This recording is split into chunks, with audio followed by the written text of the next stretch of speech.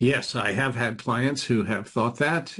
Part of the problem is there's a lot of misinformation that's floating around. Oh no, I'll lose everything.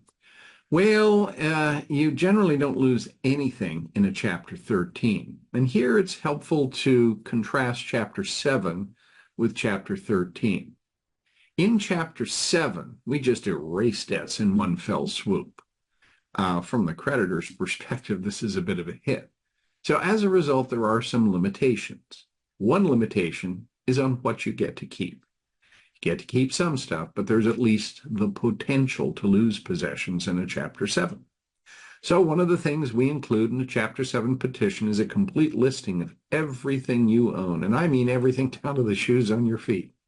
And all of your possessions get divided into two categories: exempt, non-exempt.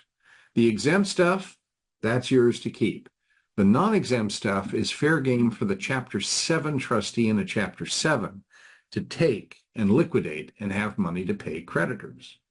We determine whether something's exempt or non-exempt by appealing to one of two exemption tables, because in California, we do not use the federal exemption table. Instead, we have one table for homeowners with equity in their principal residences and the other for everybody else, what I colloquially refer to as the renters table. Each table has a list of various categories of possessions. Some categories have dollar limits, others have no dollar limits. And our goal as we list your stuff is to stick it into these various categories so that it's protected from the depredations of the Chapter 7 trustee appointed to the case. In a Chapter 13, things are quite different because, after all, instead of just having debts wiped out, you're making payments to the creditors through a plan. As a result, you get to keep all your possessions. No trustee is going to take any of your possessions in a Chapter 13.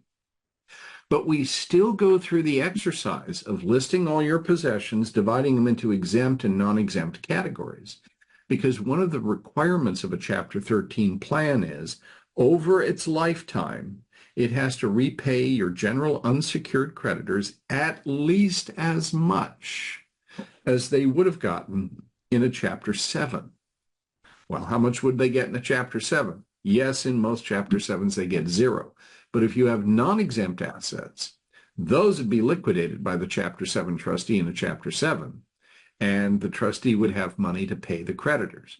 So whatever that liquidation value is becomes the starting point for the Chapter 13 plan. So, for example, has nothing to do necessarily with your numbers.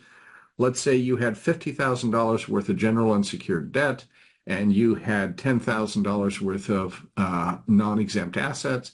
The minimum you could get away with repaying those creditors would be $10,000 spread out over the plan. There are some additional complications. We make distinctions among different kinds of unsecured debts, and secured debts are treated differently as well. So these are more just big picture, broad brushstroke statements rather than getting into the weeds. If you want to get into the weeds, give me a call. The long and short of it is, in a Chapter 13, you get to keep your possessions.